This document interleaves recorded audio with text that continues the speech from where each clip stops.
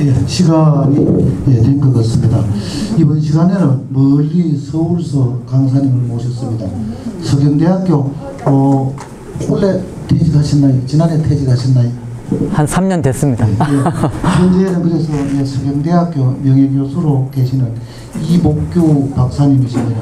작년도에 설공찬전에 이어서 원래도 두 번째로 상주에 강의를 하시는데 문화의 보장으로 상주를 알려주시는데 큰 일을 하고 계십니다.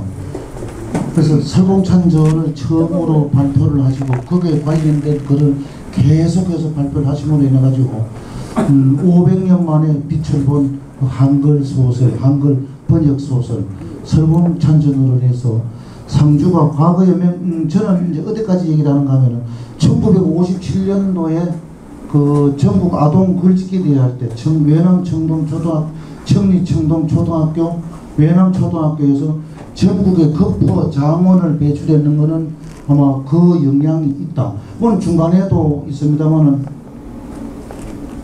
농가 원령가도 있잖아요. 태촌 고상한 선생 농가 원령가도 있고 그 뒤로 해서 1957년도까지 배영사에서 책을 내는 거 보면은 막 이 상주아들이 전국을 휩쓸어 가지고 지금 그분들 주축이 청리에 서울대학교 교수하시던 최종보 박사님 또래 그분들이 전국을 휩쓸었더라고. 그게 여기에 피가 아닌가. 이번 난제 재수 선생 그 아들도 또 하왕전이라 해가지고 또 이 조선 최초로 하왕객의 소설을 지으신 분이잖아요. 그래서 이러한 문학의 보장을 체계적으로 발표를 해주신 분이 우리 이복규 교수님이 되겠습니다. 그래서 이번에는 경북의 문화 한글 제문에 대하여라 하는 주제로 2시간 강의를 하도록 하겠습니다. 강사님을 큰 박수로 환영해 주시면 고맙습니다. 반갑습니다. 또 6개월 만에 불러주셔서 최근에 제가 낸 책이 이런 책이 있어요. 한글 제문이라는 책인데요. 이승과 저승을 소통하는 한글 제문, 이런 제목으로 무려 610쪽이나 되는 상당히 두꺼운 책입니다. 이런 책을 제가 냈고요. 이 책에 있는 내용을 이제 중심으로 말씀드릴 건데, 한글 제문은 아마 우리 상주 지역에 있는 어른들은 다 아실 거예요. 혹시 한글 제문을 한 번도 못 봤다고 하는 분 계신가요? 모르시는 분 계시면 제가 보여드릴게요. 이렇습니다. 한글 제문의 이게 원본인데요. 원본. 이렇게 두루마리 형식으로 되어 있는 거죠. 한지에다가. 이렇게 쓰는 거예요. 유세차, 갑진, 11월, 병자, 삭, 22일, 이렇게 해가지고 쭉 쓰는 거예요. 그래서 쭉 이제 자기 어머니가 돌아갔다든가 하면은 그 어머니를 호명하면서 쭉 내려가는 거예요. 그 고인에 대한 추억 같은 걸 쭉 얘기를 하는 거예요. 그 맨 마지막에 가게 되면 이제 차려놓은 이 제물을 받으시라는 뜻으로 상향하고 끝나지요. 그러니까 이것도 상당히 긴 건데요. 더 긴 것도 있어요. 짧은 것도 있지만 길이가 다양합니다. 이렇게 이제 원전으로 되어 있는 것들을 읽기가 만만치가 않아요. 예. 경상도 방언도 섞어 있는 것도 있고 한자가 막 들어가요, 이렇게. 그래서 이게 만만한 작업이 아닌데, 어쨌든 이걸 제가 대학에 있을 때 우연히 이걸 알게 돼가지고 그때부터 이렇게 모았던 거예요. 근데 모으기가 어려워졌어요. 요즘에 진품, 명품 때문에 사람들이 안 내놓는 거예요. 그러니까 참 구하기가 어려워요. 제가 재벌도 아닌데. 그러던 차에 하늘이 도와가지고 제가 한글 제문을 모아서 연구한다는 소문이 이 국문학계에 퍼졌던가 봐요. 그러니까 평생 모았던 분들이 있어요. 연세대 명예교수로 있는 홍윤표라고 하는 분이 평생 모은 거를 저한테 원본은 안 주고 이미지를 찍어가지고 저를 주면서 연구하라는 거예요. 그 원본은 한글 박물관에 기증했더라고요. 그 다음에 또 선문대학의 동갑나기인 그 박지현 교수라는 사람이 있는데 엄청난 학자인데 그 소문을 듣고 또 평생 모았던 걸 복사해가지고 다 넘겨준 거예요. 그것도 원본은 지금 거기가 있습니다. 국립박물관에. 막 하루아침에 갑자기 그 자료가 한꺼번에 들어오기 때문에 이제 가능해지는 거죠. 그래서 이제 은퇴를 해서 본격적으로 시간이 많잖아요. 은퇴했으니까. 본격적으로 이제 막 작업을 하는 거죠. 그래서, 다 옮겨 적고 우선 있는 그대로, 고어 그대로 옮겨 적고, 아리아도 나오고 그렇습니다, 이게. 옛날 것은. 그대로 옮겨 적은 다음에 일반인들이 읽을 수 있도록 요새 문장처럼 아주 부드럽게, 뭐 유세차 아니고, 몇 년 몇 월이 되었군, 이런 식으로. 유세차라는 말은 이제 못 알아듣잖아. 요즘 사람들 뭔 말인지 모르잖아요. 그래서 완전히 현대문처럼 그렇게 쉽게 번역을 하다 보니까 보통 문제가 하여간 아니었습니다. 이게 뭐 제가 할 일은 아니라는 생각이 들더라고요. 하다 보니까는. 근데 끝내긴 끝냈지만은 사실은 누가 했어야 되냐면요. 저는 외가가 경상북도 구미, 지금은 구미로 편입됐다고 하더군요. 옛날에, 인동면, 신동. 제 어릴 때 기억으로는 세월부락. 제 어머니 대필로 이제 제가 외갓집에다가 편지를 많이 보냈기 때문에 외우고 있어요. 어릴 때부터 썼기 때문에. 경북 칠곡군, 인동면, 신동, 세월부락. 장명식 씨 귀하. 그러면 이게 그 외사촌, 외삼촌이야, 외삼촌. 거기 출신이지만은 제가 경상도 말을 쓰는 건 아니잖아요. 집이 익산이기 때문에. 그 어머니도 오셔가지고 완전히 그쪽에 적응을 하셔가지고 좀처럼 영남방을 안 쓰셨다고 제가 기억을 해요. 그러니까 경상도 말 제가 모르는 거예요. 그러던 제가 이걸 막 고심참담하게 막 물어가면서 경북 방언 사전도 냈던 이상규 교수도 막 많이 괴롭혔습니다. 같은 전준이가 있기 때문에 막 괴롭혀가지고. 그렇게 제가 막 어렵게 할 문제가 아니고 사실은요. 이 지역 그 학자가 많잖아요. 경북대도 있고. 그분들이 했어야 되는 거예요, 사실은. 그리고 너무 늦었어요. 제가 뭐 해보니까. 다 돌아가셔서 그분들이. 이 쓴 분들이, 현장에 있던 분들이, 우리 전교님도 그 현장을 다 기억하고 계시다고 아까 여쭤보니까. 그분들이 썼던 분이 살아 계실 때, 그분들한테 물어가 봐면서, 이게 뭔 말입니까? 그분은 알 거 아니에요. 저희 썼으니까. 아쉬운 게 그런 거예요. 지금 책을 제가 냈지만은, 불완전한 거죠. 제가 나름대로 많이 물어가면서 했지만은, 이 지역 분이 일찌감치 써놨더라면은 훨씬 더 완벽하게 풀이할 수 있을 텐데, 이상규 교수도 모르겠다는 거예요. 어느 부분에 가게 되면 모르겠다는 거예요, 나중에. 그러니까 제가 5년 하다 보니까는 제가 모르는 것은 여기 분도 모르더라고요. 제가 알았어요. 대구에 장양규라는 분이 있어요. 여성분인데 이걸 많이 모으기도 하고, 이분은 창작도 하는 분이에요. 한글 제문을 창작을 해요. 규방 가사를 창작을 하는 분이에요. 나이가 동갑이에요, 보니까. 이분도 모르겠다는 거예요. 이렇게 된 거예요, 지금. 그러니까 한 10년이나 20년 전쯤만 누가 이 지역 학자가 나섰다면은 훨씬 더 완벽하게 됐을 텐데, 그런 아쉬움은 있습니다. 어쨌든 저는 이 한글 제문이 너무 소중하다는 걸 알았기 때문에 그렇게 그 마음을 두고서 있다가 하늘에 도움이 있어가지고 이렇게 막 자료가 한꺼번에 많이 들어오는 바람에 아주 급물살을 타서 5년 동안에 각구 끝에 이 책이 나온 건데요. 왜 경북의 문학이라고 했느냐면요. 경북에만 있는 거예요, 이게요. 그걸 아셔야 돼요. 경북에만 있는 거예요. 경북에도 경북 북부 지방에만 있는 거예요.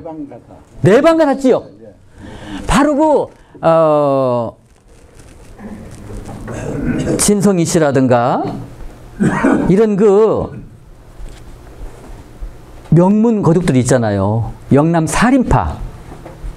인조 이후에 중앙 정계에서 배제가 된 그 영남 남인들, 주로 그 집안들이 혼맥으로 연결되어 있어가지고 대충 알아보니까 9개 집안끼리 통을 했더라고요. 나머지 집안은 며느리 주지도 않고 안 받아들이는 거예요. 철저하게 9개 정도의 집안끼리 똘똘 뭉쳐가지고 자기네들이 선비 집안이라는 걸 갖다가 유지하고 있는 거예요. 그렇기 때문에 그 집안에서는 계속 교육을 했고요. 교육을 하는 거예요. 그 지체를 유지하기 위해서. 그리고 그 남성들이 한문을 배우는 옆에서 어깨 너머로 총명한 여성들은 깨치는 거예요. 한문도 알기도 하고, 그리고 그 집안에서는 한글을 가르치는 거예요. 여성들에게. 그 한글 지식이 있는 거예요. 다른 집안은 불가능한 얘기입니다, 이게. 영남 북부 지방에 있는 그 양반 가문, 그 집안의 여성들만 이 한글 제문을 지었던 거예요. 그래서 이게 경북의 문학이라 할 수 있는 거예요. 마치 전형적인 의미의 판소리는 어느 지역 겁니까? 전라도. 전라도입니다. 그 호남 문학이에요. 그래서 그 판소리를 이해하려면요, 호남말 알아야 돼요. 이 세려지길 놈. 그 이탈리아 말 모르면은 이탈리아 오페라, 라트라비아탄이 원어로 못 알아듣습니다. 번역해봐야 맛이 사라진다는 거예요. 그 발음대로 해야 그게 살아난다는 거 아니에요. 호남 문학인 판소리가 그렇습니다. 그 전라도 말로 해야만 그게 살아난다는 거예요, 그게. 그 음악과 이 가사가 연결돼 있어가지고. 지금 경북지방에 내려오는 문학 가운데에서 바로 경북의 문학이라고, 아까 판소리를 호남의 문학이라고 말할 수 있는 것 같이, 그럼 경북에서는 뭐냐 할 때 바로 이걸 말할 수가 있는 거예요. 그 내방가사, 규방가사와 함께, 그것은 율문이잖아요. 노래로 할 수 있는 거예요, 그것은. 이건 노래하는 거 아니에요. 이것은 읊는 거지요. 산문이죠, 산문. 산문은 뭐냐? 율문으로는 경북의 문학, 규방가사, 내방가사라면은 산문은 뭐냐? 한글 가사, 한글 제문인 거예요.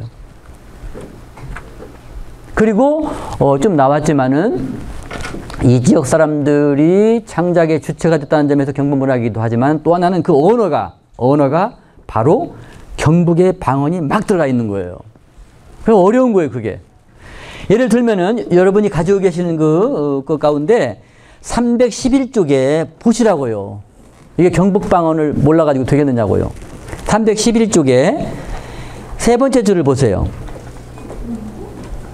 세 번째 줄 그 뒷부분에 왔나 하시며 반기시고, 기유, 겨울한 말이에요. 표준어로는 겨우인데 여기는 기유 그러나 봐요. 하룻밤 자고 가려고를 갈라. 하이, 한이를 갖다가 하이, 갈라 하이. 병중을 갖다가 빙중. 하신 말씀, 네 괜찮다 하시더니 가셨다 이거지요. 응? 그때 그 시가 영걸시, 영원히 예배달할 때가 될 줄 내 알았나, 이런 그 탄식의 소리거든요. 이런 식으로 경상도 그 방언이 막 들어가는 거예요. 그러니까 이것은 아까 판소리가 호남 문학이라고 하는 것처럼 이건 명락 없는 경상도 문학인 거예요. 그런 의미에서 오늘 제목을 갖다가 경북의 문학이를 강조한 거예요. 여기가 또 상주 향교니까. 그래서 애착을 가지고 들으실 것 같아가지고. 이 사실을 누구한테 얘기했더니 놀라 자빠지려고 하는 거예요. 아니, 제문은 다 어디나 있는 건데, 팔도에 다 있는 건데 어떻게 경북에만 있다는 말이냐. 당신 사실이냐고 자꾸 묻는 게 의심하는 거예요. 그렇습니다. 규방가사는 다른 집 없습니다. 여기만 있는 거예요.